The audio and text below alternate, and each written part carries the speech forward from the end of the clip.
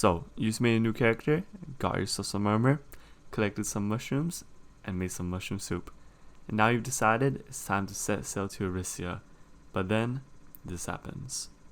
Or this, or this, or this, or this, or this. Then this guide is just for you. What is good, my Deepwoken adventures? Today we'll be doing a basic combat guide for Deepwoken. So in this guide, we'll be going over the basic combat mechanics and hopefully allow you to survive your early levels in Arisia.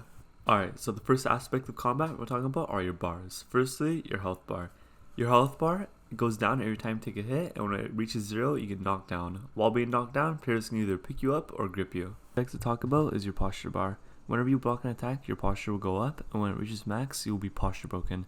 Being posture broken deals heavy damage and allows people to combo you. The main way to get rid of your posture is going to be parrying attacks. The next bar is going to be your armor durability bar. Basically, this bar will go down every time you get hit, and whenever it reaches 0, your armor will lose its effects. Next, we got your ether. Basically, your ether is spent whenever you cast a mantra or ability. Next bar is going to be your tempo. Basically, your tempo will raise whenever you get hit or hit someone else. What your tempo does is increases your ether regen when it's high and allows you to vent. Now, you may be questioning yourself, what do these words mean? Parry? Vent? Well, now it's time to talk about your moves. Alright, so firstly, you can press M1 to do a basic strike, and then you can press M2 to also cancel said strike. Pressing Q will perform a dodge, which you can also cancel by pressing M2. You can also perform a special attack by pressing R.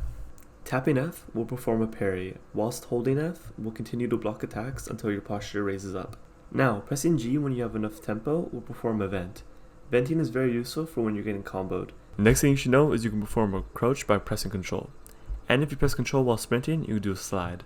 A mechanic that you should know is that you can slide and then jump, which can launch you much further than doing a normal slide. You may have also noticed that there are these 4 circles under your health bar. These 4 circles are your cooldowns. Whenever you roll, parry, feint, or drink a potion, these cooldowns will become active. Now that we've covered the basics, it's time to talk about the core combat mechanics you'll need to know about in Deepwoken. Firstly, let's talk about parry trading and attack priority. Parrying is probably the most important aspect of combat in Deepwoken. Whenever you parry or block an attack, you get attack priority, meaning it's sort of your turn to attack. If in a fight, both sides have the same weapons with the same swing speed, a lot of fights will just end up being parry trading, both sides going back and forth until someone gets block broken or misses a parry. But during combat, you can also be feinting, run attacking, or jump attacking, meaning you can sneak in a lot of hits. Now that we've gone over the main mechanics, it's time to talk about some little things. Firstly, pressing Y will switch your stance. This will allow you to two-hand medium weapon. Dodging while you're on fire will extinguish the flame. Pressing M1 while crouched will do an uppercut, knocking your enemy into the air. Also perfect cast your mantras by casting them during your mouse 1 animation.